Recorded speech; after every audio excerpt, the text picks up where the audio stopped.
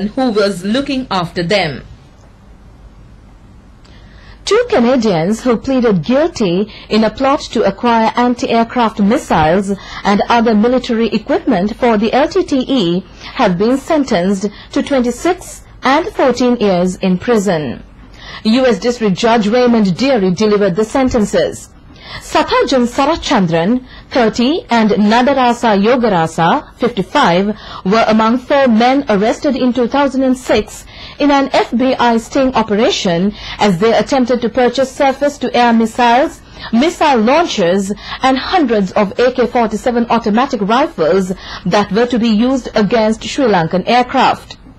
Prosecutors said Sarachandran pleaded guilty in January 2009 to conspiring to provide and attempting to provide material support to the Tamil Tigers and conspiring and attempting to acquire anti-aircraft missiles.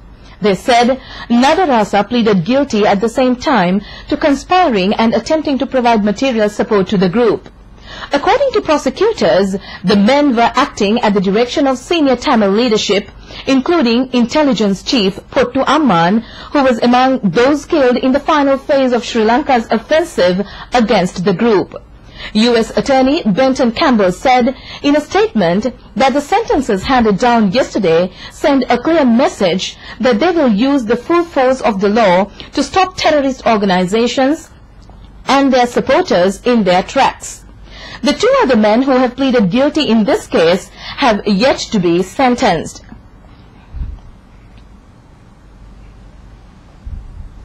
You're watching Prime News and still here at home. Close relatives of JVP leader Somavansha Amarasinghe met President Rajapaksa today. The relatives who met the president included Siripala Amarasinghe, the brother of Somavansha Amarasinghe. They told the president that they would extend their full support to his victory. They emphasized that they were against the short-sighted activities that the JVP were engaged in. They told the president that they condemned with disgust the treacherous activities of the present JVP leadership. All of them underscored that it was the duty and obligation of the entire nation to support the president who had freed the country from terrorism and ensured a peaceful environment for the future generation. Dr. Atula Sumatipala, psychiatrist and medical researcher of the London University, has made a plea not to murder Rohana Vijayveera again. Dr. Sumatipala, who was also Rohana Vijayveera's doctor, urged not to betray his policies.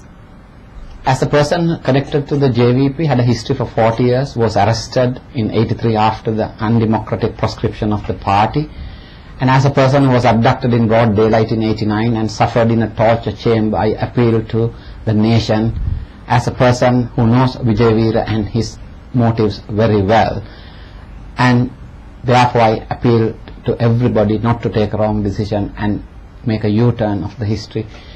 We have defeated the front line of the LTT war, separatist agenda, and there's still more to do.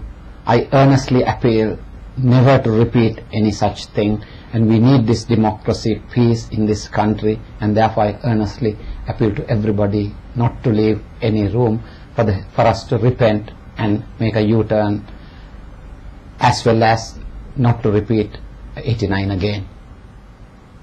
Sri Lankan shares CSE gained 0.34% yesterday, led by local buying with volatility ahead of the presidential polls next week. Dealers said the all-share price index of the Colombo Stock Exchange closed 12.02 points, firmer at 3,531.73 points. It hit a record high of 3,586.68 on Monday.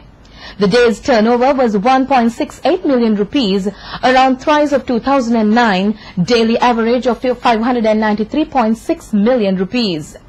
Daily average turnover for 2010 has been 1.67 billion rupees.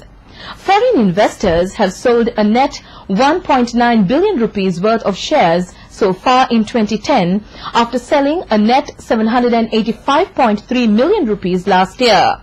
The rise was led by hotel and travel sectors. The Bourse has risen 4.3% to par this year after being one of the world's best performing markets in 2009, jumping 125.2% on post-war optimism. Well, that wraps the local segment of the news. Foreign news is up next on Prime World.